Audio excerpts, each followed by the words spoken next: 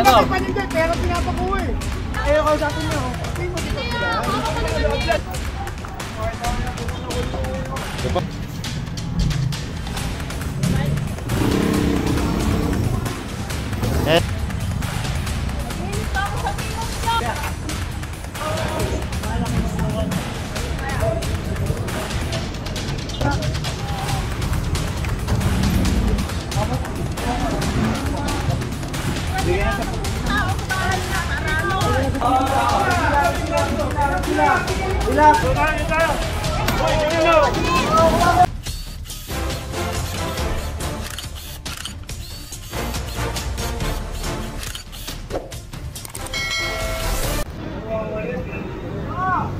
Ayan, G. Puyat Street sa Miraon, Quiapo, Manila.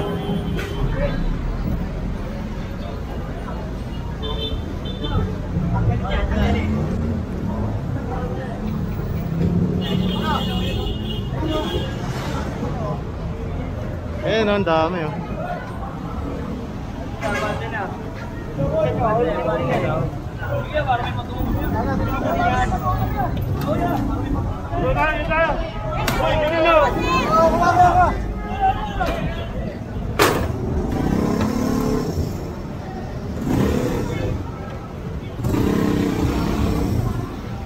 Ayan, so sasakay ito sa truck.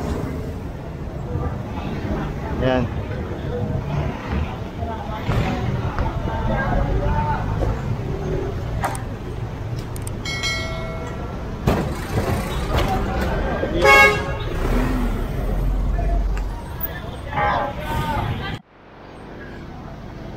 Yan, bali nag-proceed tayo dito sa Quezon Boulevard.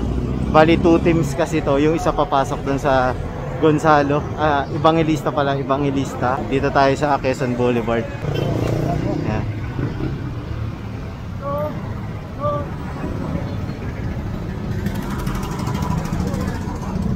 Ayan, patay tayo dyan.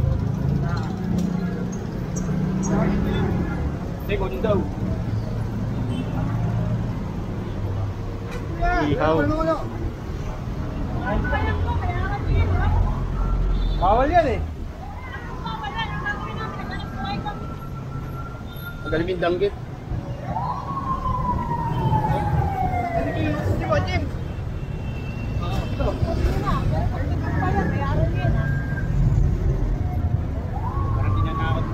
Kunin mo ni Malin. Kung maguguha mo na yung maguguha mo yung pala. Maguguha mo yung truck.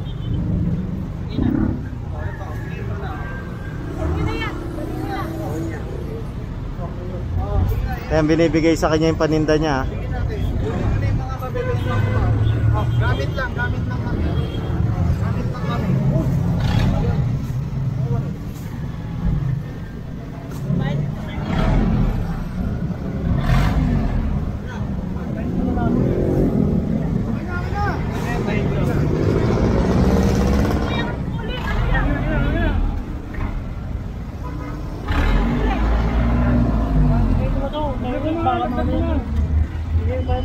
Tangay mo na lahat yan. Para ano kayo, nakuha kayo lahat. Oo, lalagyan mo. Sabi na lang sa video niya. Bigyan niya sa tao sa bahay niya. Para ano. Ibigyan niyo. Naginit na ako sa video niya. Ha? Ayaw kasi nila ng malinis. Eh, binigyan naman sila ng area kung saan lang sila pwede. Katulad doon sa Quiapo, eh gusto nila dito sa kalsada talaga.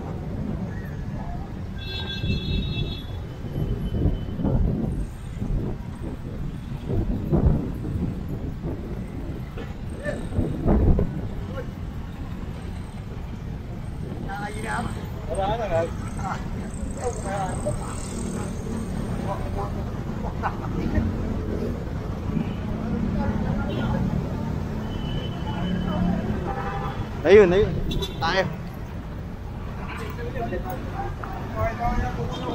Ito pa.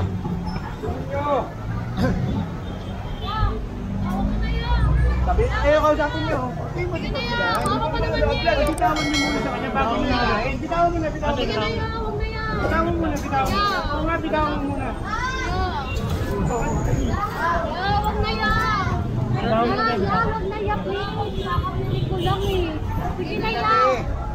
mamaya wala na. Sige na. Punta lang kayo opisina. Wala kayo sa opisina. Sige na lang kami yan. Sige na lang kami yan. Mag-alala tayo. Sige na. Uwi na kami yan. Sige na yan. Sige na lang. Sige na lang kayo. Ayan, so dito tayo muna.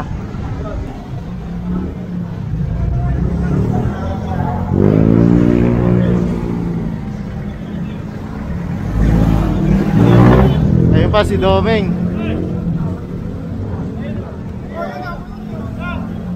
Ayun pa. Umakit sa taas eh, oh.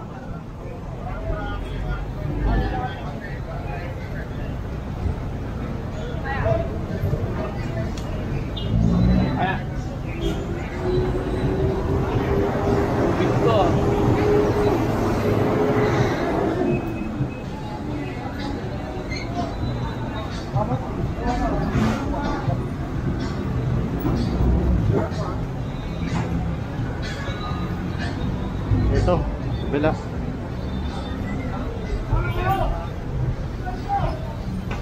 Ito pa sa kabila.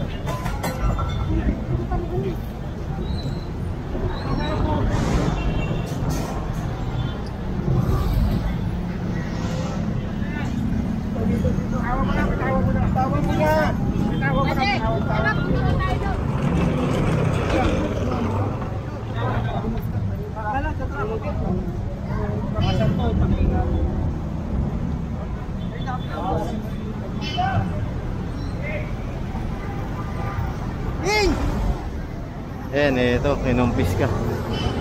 Mga nagtitinda ng kwintas, ayan, mga cruise dito sa Quiapo.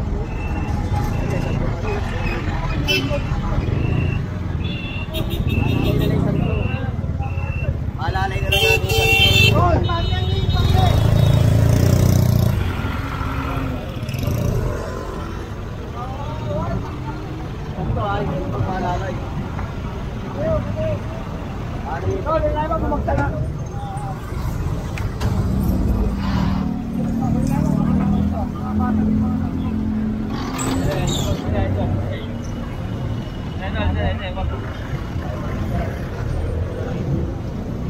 Ayan, so dito tayo. Dito tayo rito.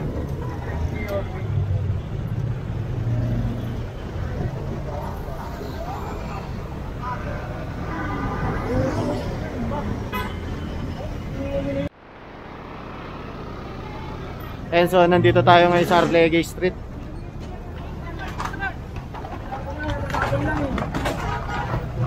Ayan, kinumpis ka to.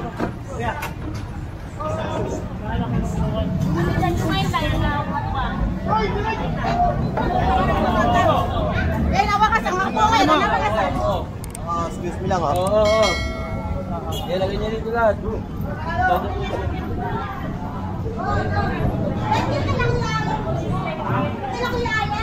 Ayan, so ito muna isasakay ito sa ano, sa Hilux. Ayan, mana confiscate, tas magpo-proceed tayo rito. Quezon Boulevard pa rin tayo, tapat ng ano, Quiapo Church.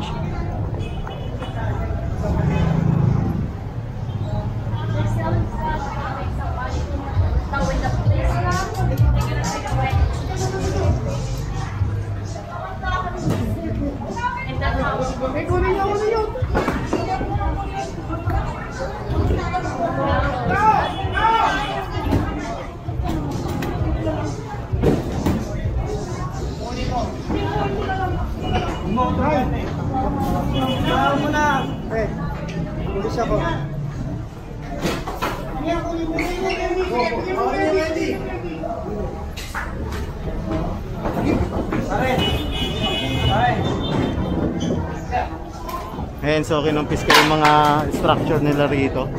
Ginawa pala itong tambayan mismo, tindahan.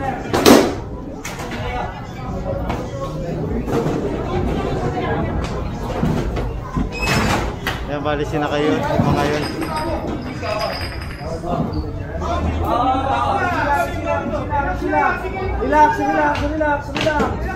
Relax lang. Hindi, kuya, kunin mo yung makukuha mo. Hindi, kunin mo yung makukuha mo.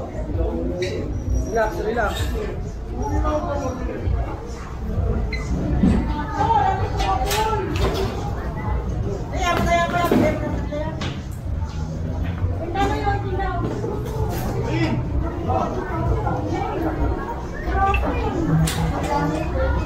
Ayan, lahat to.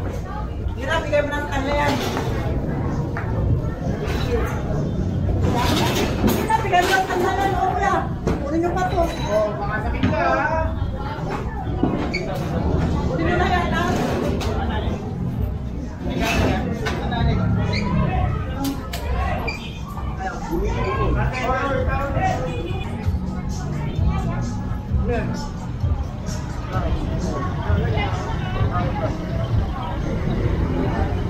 Bakit? Yung nakuha nun eh.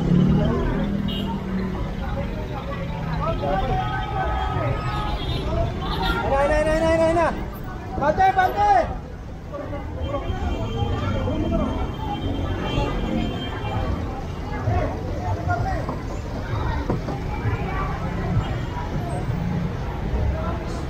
So lahat ay sasakay ito sa truck.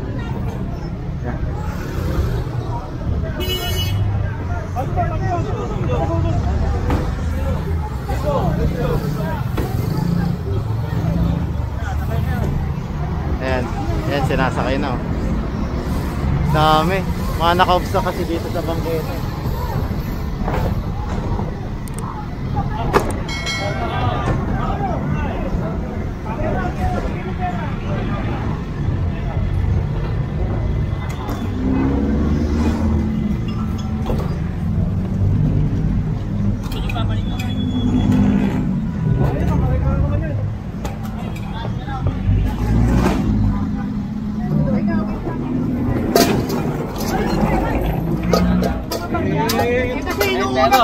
Pero pinapakuha eh. Hop! Hop! King!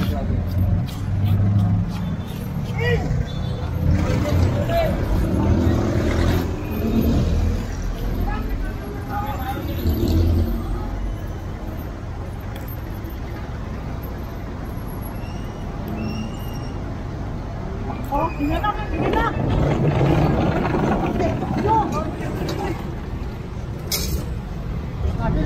Happy na kayo? Happy na? Oo, happy! Oo, happy na! Happy na kayo! And so proceed tayo rito, kasama natin ang Manila Hawkers. Ayan, nandito tayo katapat ng Quiapo Church. May isang team doon sa kabila. Meron din dito, ayan. Hiwalay yan joint operation yan. Boss.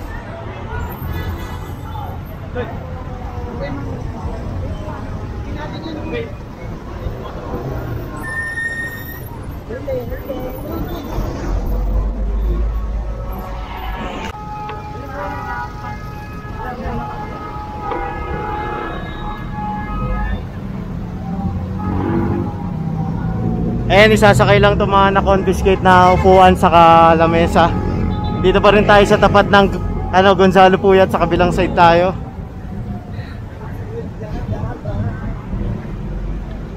Ayan. So medyo may initan lang ng konti, pero kontrolado naman yung sitwasyon. Ay, shoutout pare.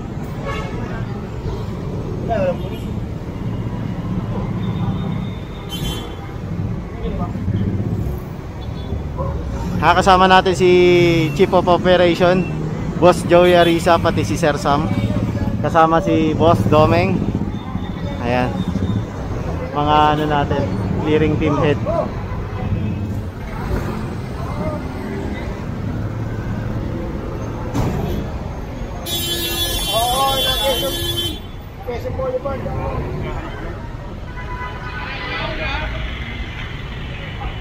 Narito tayo ngayon sa Quiapo. Ayan, kasama natin yung truck ng Manila Hawkers. Kasama rin natin si Sir Domengs.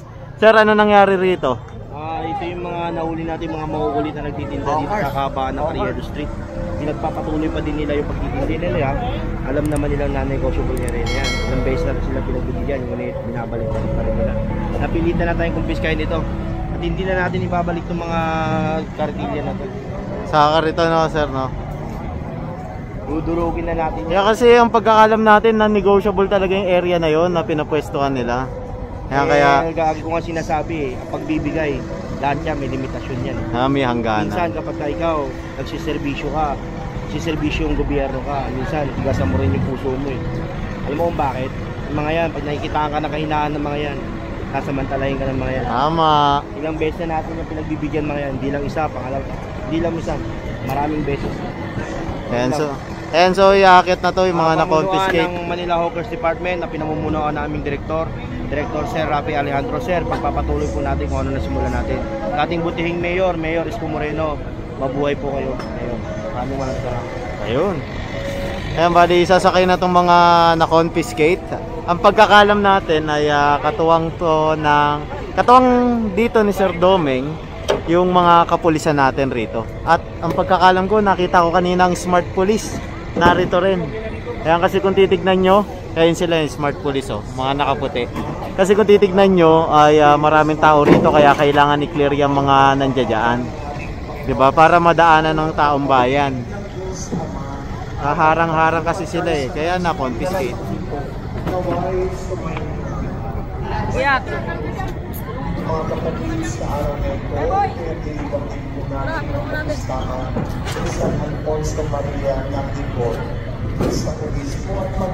Oh!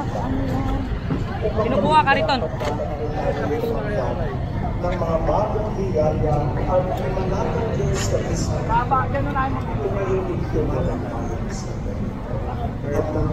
Bigat pala nito, solid yung kariton.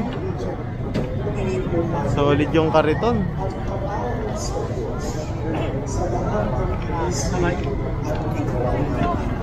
Dami, ilan to? 2, 4, 5. Saka yung maliit na ditulak. Bali 6 na confiscate rito. Alam niyo naman kasi pag gantong araw, maraming tao rito sa Quiapo. Ayan. Diba? Kaya nandiyan dyan ang ating Manila Hawkers nag-ooperate. Sa pangunguna ni Sir Domeng na itinalaga rito para pangalagaan yung kaayusan, kalinisan ng Quiapo. Ayan, area ng Quiapo. Katuwang rin sila Chairman Bani, kapulisan, yung mga ibang chairman rin po rito. Hindi ko lang kilala po lahat kasi dahil marami. Ayan. Lahat yan kinausap ni Director para tulong-tulong, di ba?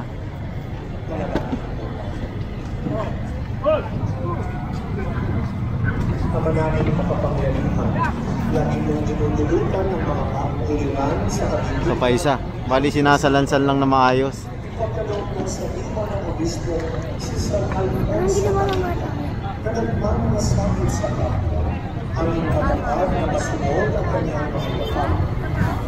Ayan, tinatayo para magkasya.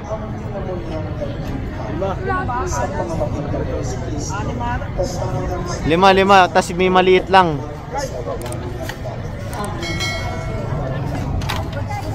Sira na pala.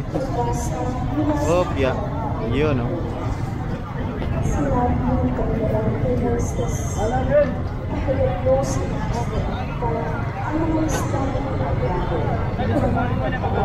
Ang pagkakalam natin dito sa mga karito na to, dagdag ko lang para alam nyo kung ano nangyayari. Sinisira na to, hindi na to binabalik. Kasi tapos na yung era ng pagbibigay sa mga vendor dito. Nakausap na sila lahat ni Director, umagri sila sa mga napagkasunduan, kaso narito pa rin sila lumalabag. Kaya itong mga karito na na-confiscate, sinisira na yan.